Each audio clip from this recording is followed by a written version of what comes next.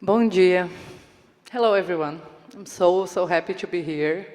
And I want to start by thanking everyone who's here, everyone who's there, and everyone who made possible for me to be here in beautiful Prague, especially Martina from TFI, shout out, that received 2,000 emails once my hometown was flooded and we had no longer an airport and she had to figure out how to bring me here.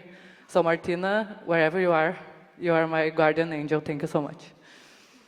I want to tell you today about informality. And I would start saying that every day I pose to myself that question, Laura, would you rather be happy or be right? For a long time, I chose to be right. And 10 years ago, I was a civil servant in the Ministry of Health in Brazil. And I was so adamant about being right. I had so much energy to fight all the fights needed. And let me tell you, I fought them. I was so angry at anyone in the academia or the civil society that got in my way. And after many years of failures and some small victories, I'm a Scorpio, so I savored a lot of vengeance. I completely realized that I was alone, and it was very hard to sustain that place as a civil servant, even among colleagues in the government. Ironically, during that time, I was exposed to my first workshop on evidence-informed policymaker. I was a participant in this workshop, and I really disliked it. And I came back, my boss asked, so do you think this is useful for us? And I said, sorry for my Latin, no, this is crap. The irony, right? And here I am speaking about evidence-informed policymaking. So one day, after a lot of suffering in the government, I decided not to be right anymore. I decided to be happy. I resigned from my civil servant post and decided to dedicate my working hours to keep another colleagues from the civil service working, to help them sustain their positions, because I understood in my skin how lonely they were, how important civil service is, and how much they need outside people's support. So when we created the organization I work for, we identified ourselves as knowledge intermediaries. But let me tell you, I started my knowledge intermediary career in a bar table. I'm not lying. And while drinking some beers and having conversations with fellow civil service colleagues, I literally offer my shoulder to them to cry just by asking them, how can I help you unburden? This is it. This is how I started my path in evidence-informed policymaking. So, no formal meetings, no capacity building activities, nothing I ever participated after that had the same effect at these bar tables conversations. And of course, you know, I can't have beers with everyone in the government because it would be too expensive. And also will pose a great risk for chronic disease. But I try and replicate this kind of lightness of a night in a bar, chatting with friends. And I know many Brazilian colleagues also do this whenever they are trying to promote evidence-informed policymaking and evidence use in decision-making. Because you see, we chose to be happy and not to be right. We simply don't take ourselves too seriously. And this is so great. It's like freeing. So what I'm here to tell you today is that I really, truly believe there are two pillars. They are not the only ones, but they are my favorite ones that sustain evidence use in Brazil, my country. And those pillars are informality and empathy. Informality is a word that causes mixed reactions. Some people may say it has a bad rap, both in science and in policy making. And I personally wholeheartedly disagree. I perceive as big threats over-promising and trying to conceal our biases. But informality for me is just a way you choose to communicate. And for every door that this choice has closed in my face, I can tell you the tale of 10 doors that open because I chose to be informal. So we created the Instituto Veredas, this organization I work in 2016. And when we created it, we had a self-destruction plan. The idea behind it is if we are super successful, in some years' time, we are no longer needed. It doesn't seem very smart as a business idea, but let me tell you, it seems to be doing okay. I call this, whenever I'm speaking about our experience, as a radical collaboration approach, in the sense that whatever I learn, I try to give to other people. We help as many organizations in Brazil as possible to establish their evidence centers. And we really try and diversify who are the faces that are working in this evidence-informed policy field. So it's not the same white, privileged, health, pathway, brat, such as myself.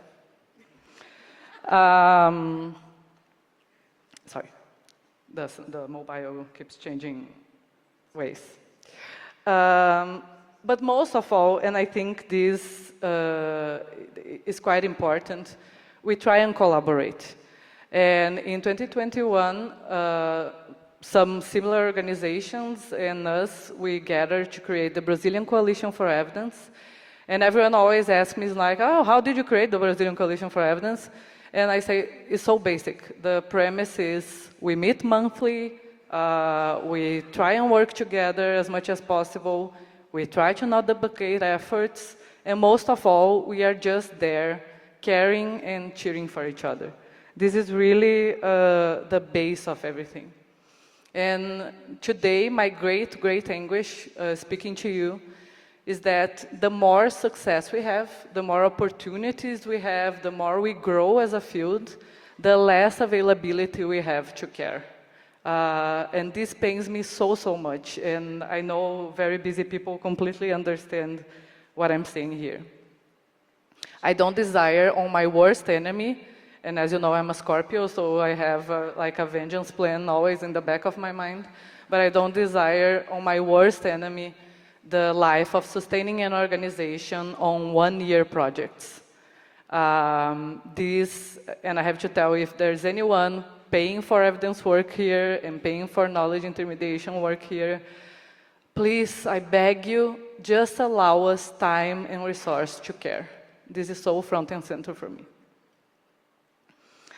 I've met so many great people. I'm always very happy to be part of this community here. You always see a friendly face. You have like brain power to light a whole city around these chairs. But I have to tell you, and Andali was talking about this yesterday, one of the most insightful people I ever met is actually my grandmother. She's no longer with us, but she left plenty of lessons to share. And I want to end my speech today just telling you some lessons my grandmother told me. She really loved flowers, and she had like a garden of her own. And she taught me many lessons on how to keep violets and roses alive. I can keep a flower alive for the life of me, but I try and garden an evidence community every day. And let me tell you, the lessons she taught me about gardening, they really apply to my day-to-day work today.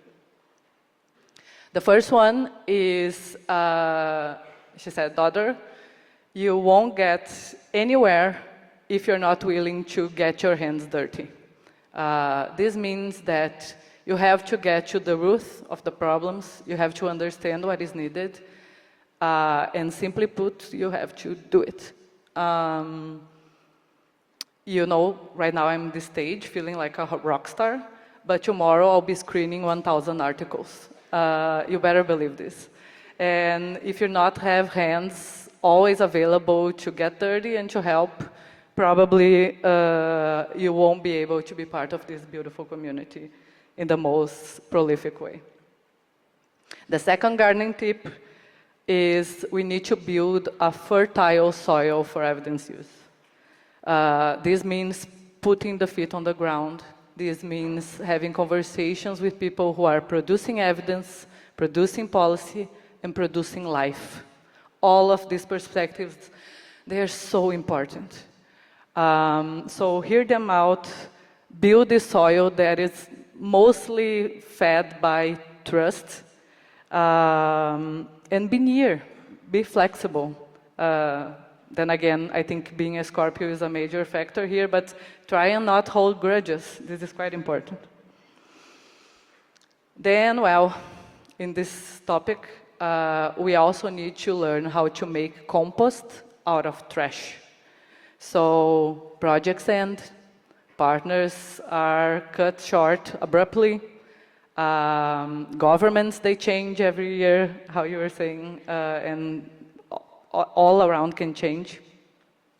Power is sometimes a very nasty thing to be near. You will get screwed, you will get frustrated, that's life, right? So how can we make sure that everything is not lost? How can we keep relationships and lessons going? How can we use this as a fertilizer for next endeavors? This is a very important gardening tip. And the other one is spread seeds. You never know which of the seeds will bloom, right? So when in Brazil, the executive government was completely against science, we went to work with the legislative and judiciary branches, and we found so many great surprises there. Many people who started in the health sector are now pollinizing different policies in my country. Follow these beautiful seeds, help them achieve their potential. This is quite amazing to see, to witness.